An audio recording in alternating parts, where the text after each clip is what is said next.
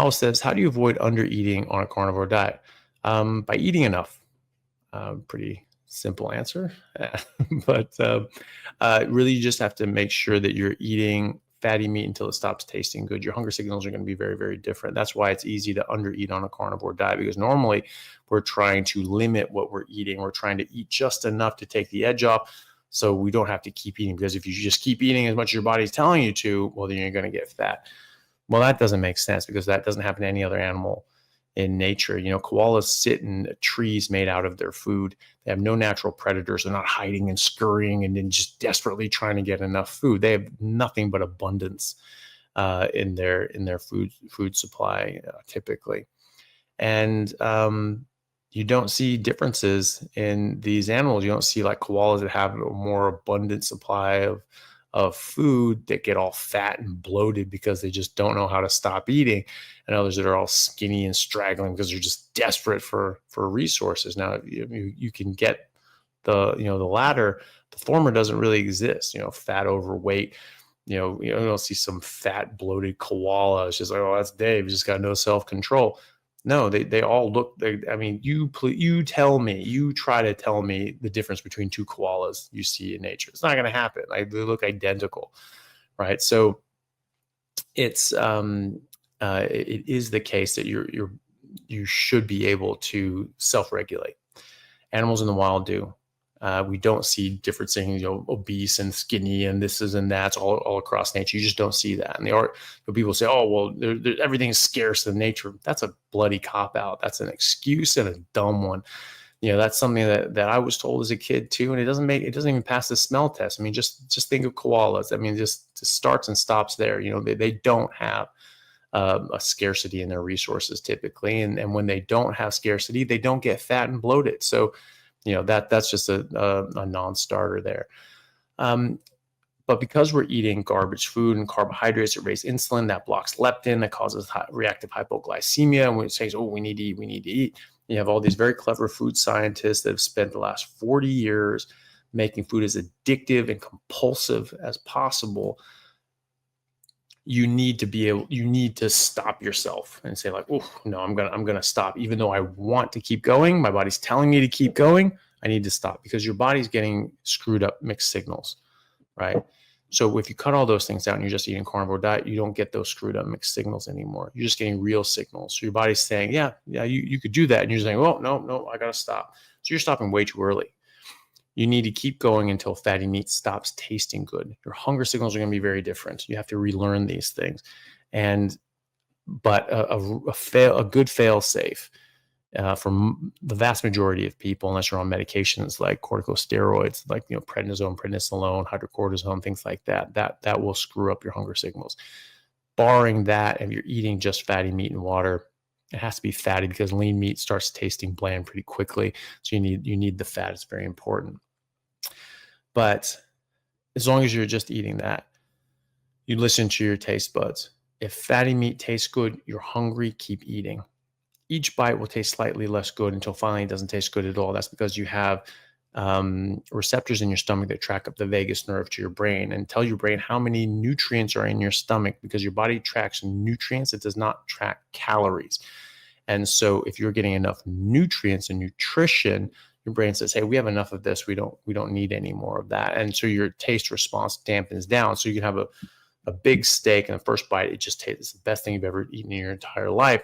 And after a while, it just tastes a bit bland, like cardboard. Well, why is that? It's the same steak cooked at the same time in the same conditions. It's still warm. And yet first bite tasted fantastic. And there was a gradient sort of slowly getting less amazing until finally it just doesn't taste good at all. Why is that?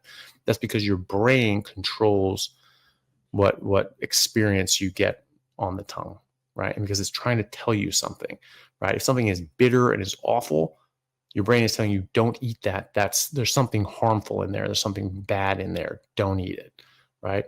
And it could taste good because these food scientists have designed things to taste good. Sugar is a drug and it's addictive. We say like, oh, this is something safe and gives me energy, but we've refined that and put that in garbage, and that's obviously not the same thing. And and while we may have found fruit every now and then. It would have been seasonal and local, and then we would have had to face winter, and we're going to have scarcity throughout the winter, right? So putting on a bit of weight in the summer and putting on a bit of extra fat to get into the winter, probably not a bad idea. But eating that every day, all day, not a good idea. So you eat fatty meat until it stops tasting good, and that's how you make sure you don't undereat.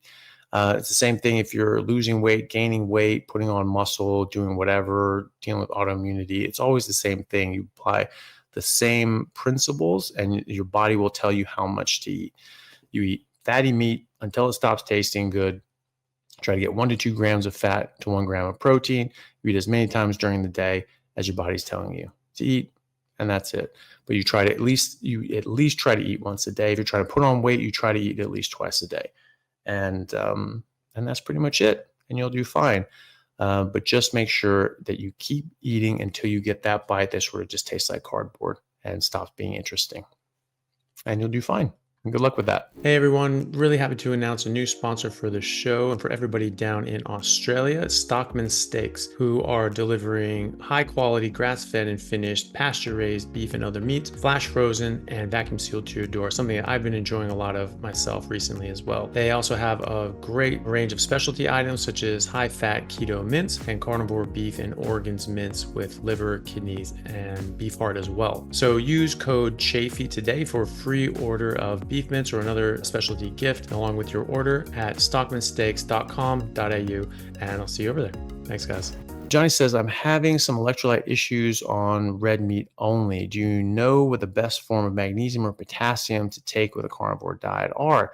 I do the diet for autoimmune issues, so I don't want a flare-up. That's interesting. You talk about potassium. Have you had your potassium checked? That's that'd be interesting. I've done thousands of pieces of blood work and things like that. I have yet to see anybody who has ever actually dropped their potassium. I've never seen that. But there's always room for something new. But I've just never seen that. So I'd be interested. Is that something that you actually tested on a blood test? You actually have hypokalemias. You actually have low potassium. If so, there's a lot of different kinds of potassium and things that we would use in the hospital. Things like slow K. You can even just get things called low salt, which is a mixture of sort of a 50-50 mixture of sodium chloride and potassium chloride. And it sort of tastes a bit weird. It's a sort of different tasting saltiness, but it's fine, and that's a way to get it as well. Magnesium, there are a number of different kinds of magnesium. They seem to be better for different sorts of things. For ones that helps with sleep, and then cramps, and then this and then that. Some of the best magnesium supplements are the ones that have a mixture of a lot of those, and so they all come together. You want to get ones that have high bioavailability as well. The inactive ingredients can also matter as much as the active ingredients to do with absorption, etc.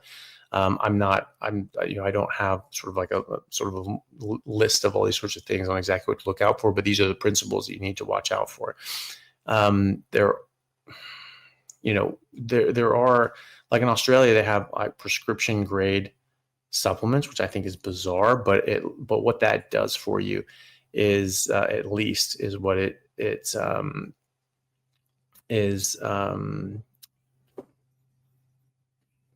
that it at least goes under better regulations and controls, and so it gets checked and saying it says that it has this amount of these things, it has those amount of those things, because they're checked and regulated, whereas most over-the-counter supplements just don't have that check. They might have some independent labs that sort of check these things, and quite often those independent labs show they're like, yeah, this doesn't have exactly what it's saying it does, or maybe it doesn't have anything at all to do with what it says it does.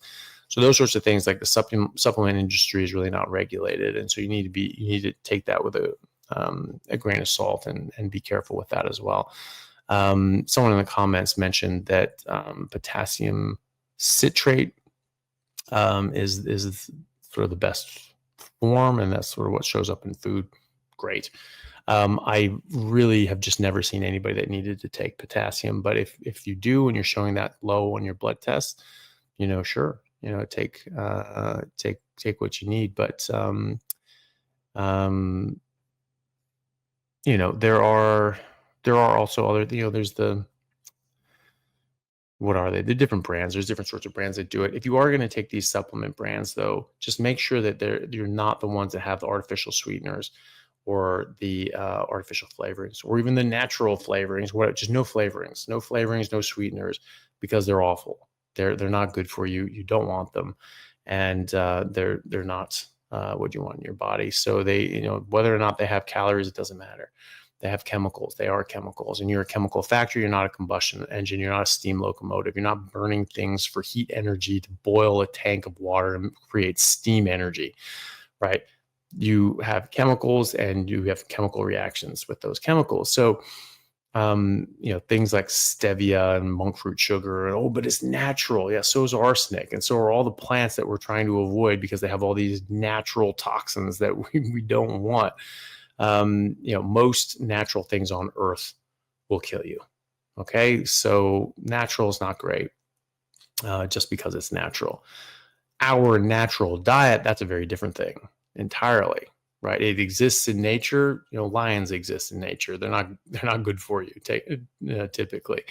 But what your natural diet is, meaning what you're biologically predisposed to benefit the most from, that's a very different story. Hey guys, just want to take a second to thank our sponsor, Carnivore Bar. I don't promote many products because honestly, all you need to be healthy is to just eat meat.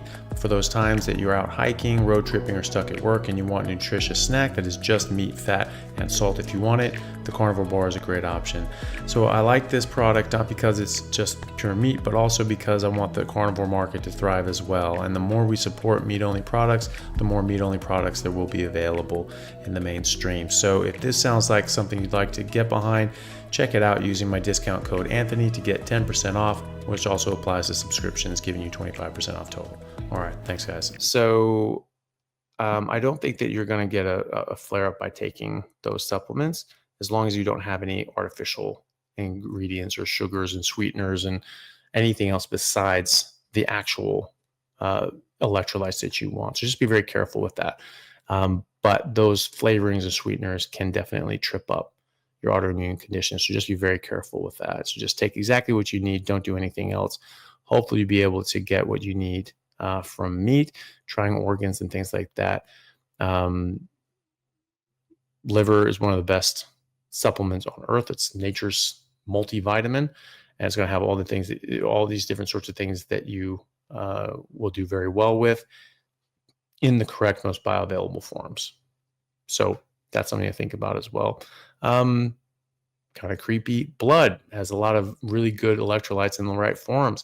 You can get these from a butcher. I've gotten blood from a butcher and just sort of drink the plasma. If you get it fresh enough before it clots, you can just drink it down. If it does clot, different story. And then there's just like the plasma that separates off, and you can drink that. But plenty of electrolytes, plenty of nutrients as well. So good luck with that. Hopefully a bit of organs can help with that. If you need some magnesium and some potassium, go for it. Take it. I've really not seen anybody have to take potassium on a carnivore diet. Typically, no one does. Your body has to really perfectly regulate potassium or you die.